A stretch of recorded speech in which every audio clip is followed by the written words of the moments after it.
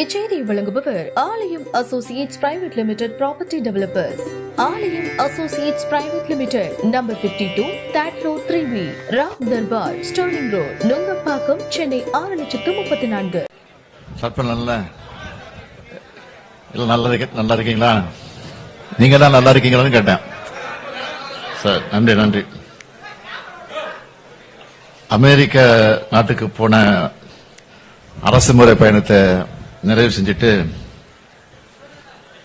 சென்னைக்கு திரும்பி இருக்கிறேன். இது வெற்றிகரமான பயணமாகவும், இன்னும் சொல்லணும்னா ஒரு சாதனைக்குரிய பயணமாகவும் அமைஞ்சிருக்கு. தனிப்பட்ட எனக்கு அல்ல, தமிழ்நாட்டு மக்களுக்கான ஒரு சாதனை பயணமாக இந்த பயணம் அமைஞ்சிருக்குங்கிறத முதல்ல தெரிவிச்சுக்க விரும்புகிறேன்.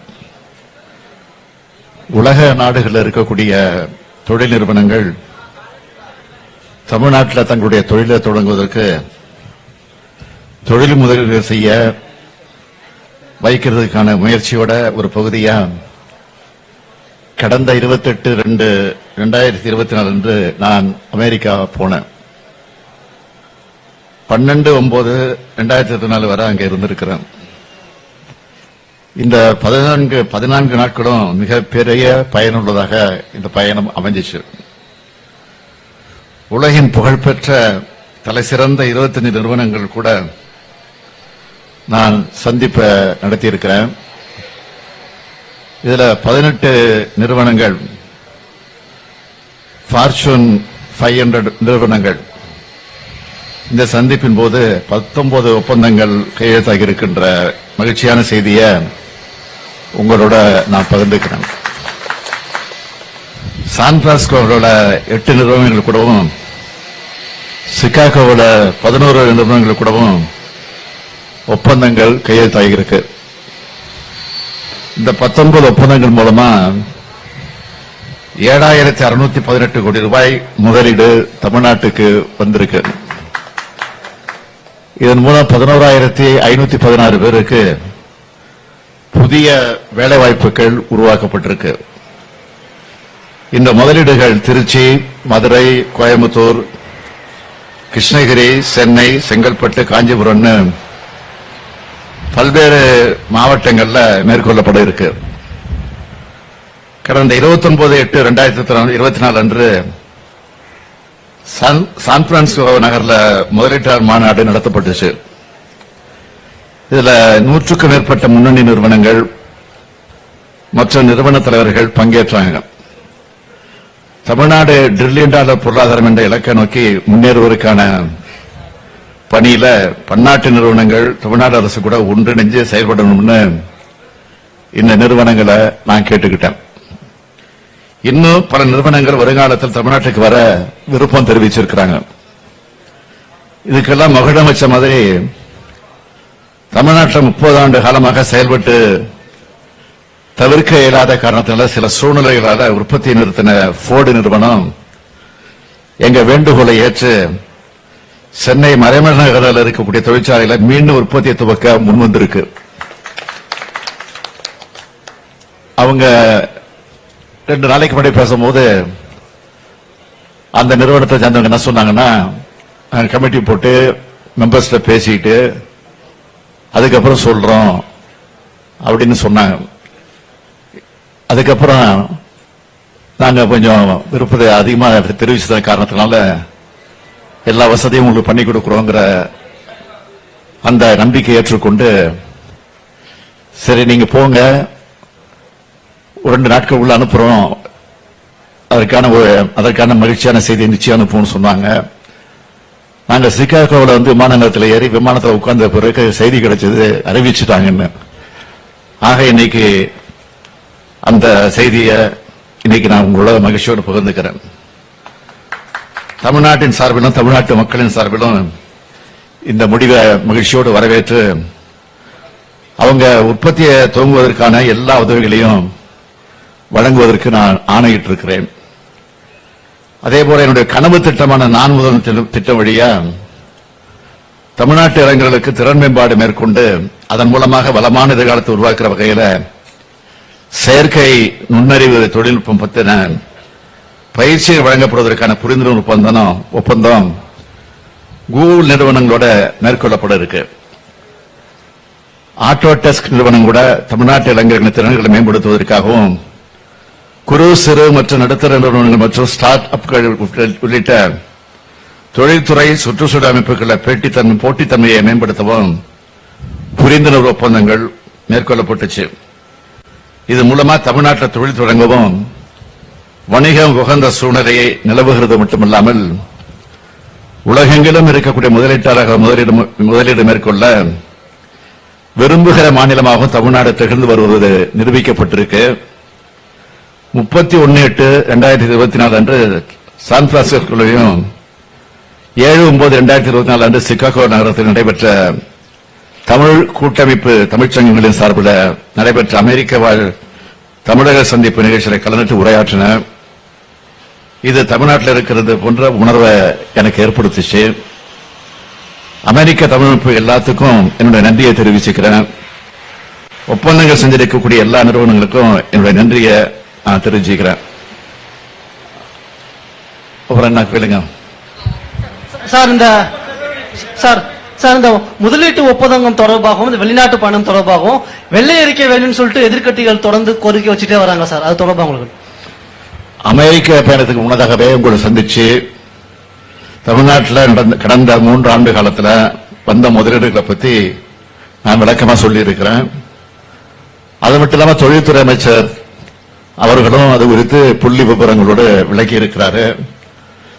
சட்டமன்றத்தில் தெளிவா அவர் சொல்லியிருக்கிறாரு. அதை குறிப்பா எதிர்க்கட்சி தலைவர் மட்டும் இல்ல, எதிர்க்கட்சி தலைவராக இருக்கக்கூடிய எடப்பாடி பழனிசாமி அவர்கள் படிச்சு பார்த்து தெரிஞ்சுக்கிட்டு சொல்லணும்.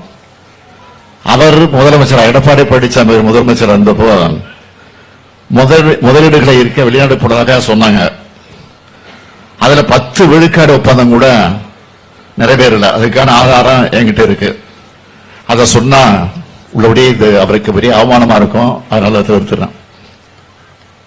சொல்லுங்க சார். இப்ப கோவையில 2 நாட்களுக்கு முன்பு ஜிஎஸ்டி தொடர்பாக நடைபெற்ற ஆலோசனை கூட்டத்தில் ஜிஎஸ்டி தொழில் செய்யறவங்களுக்கு எவ்வளவு கடினமா இருக்குன்னு பேசின அன்னபூர்ணாவுடைய உரிமையாளர் அடுத்த நாள் கூப்பிட்டு மன்னிப்பு கேட்க வைக்கப்பட்டிருக்காரு. அதை எப்படி பாக்குறீங்க? ஜிஎஸ்டி குறித்த தொழில் முனைவோரின் நியாயமான கோரிக்கைகளை அவர் முன்வைத்தார் என்பதற்காக அதனை ஒன்றிய அமைச்சர் கையாண்ட விதம் என்பது ரொம்ப எடுக்கப்பட வேண்டிய ஒன்று. அதை மக்கள் பார்த்துக்கிட்டு இருக்காங்க.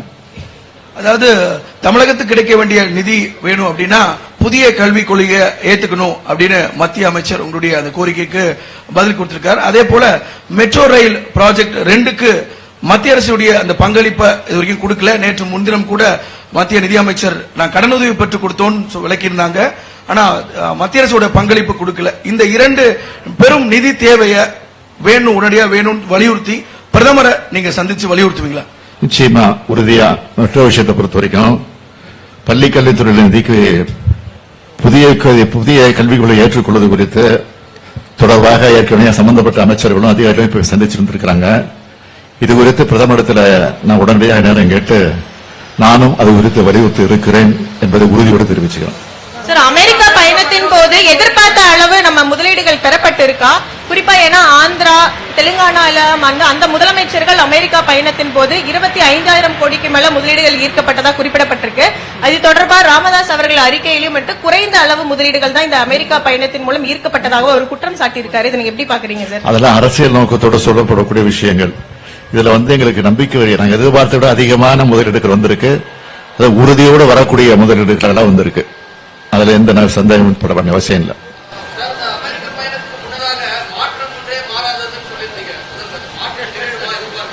என்னங்க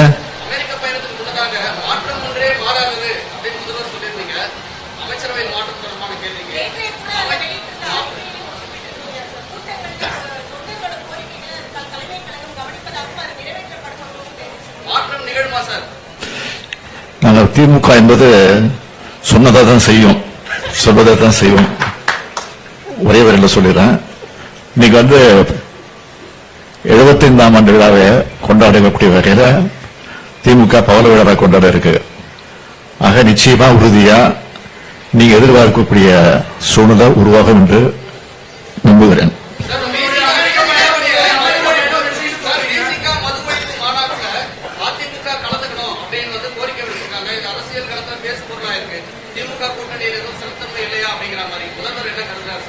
அது அவரே தெளிவா விளக்கம் திருமாவளவன் விளக்கம் சொல்லியிருக்காரு. அந்த விளக்கத்துக்கு மேல நான் பெரிய விளக்கம் சொல்ல வேண்டிய அவசியம் இல்லை.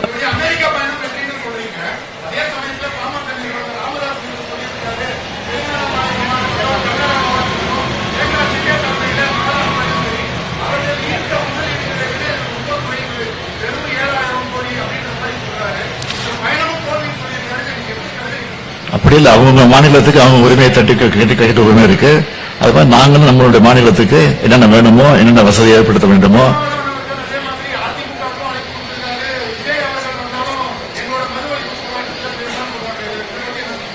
திருமாவளவனே அதற்குரிய விளக்கத்தை கொடுத்திருக்காரு. இது அரசியல் நோக்கத்தோடு நடத்தப்படக்கூடிய மாநாடு இல்ல. எல்லாத்துக்கும் தனிப்பட்ட முறையில் நான் அழைப்பு கொடுத்திருக்கிறேன்னா அது பொதுவான விஷயம். இதுக்கும் அரசியலுக்கும் முடிச்சு போடாதீங்கன்னு தெளிவாக சொல்லியிருக்கிறாரு. அதை தான் நான் மறுபடியும் சொல்றோம்.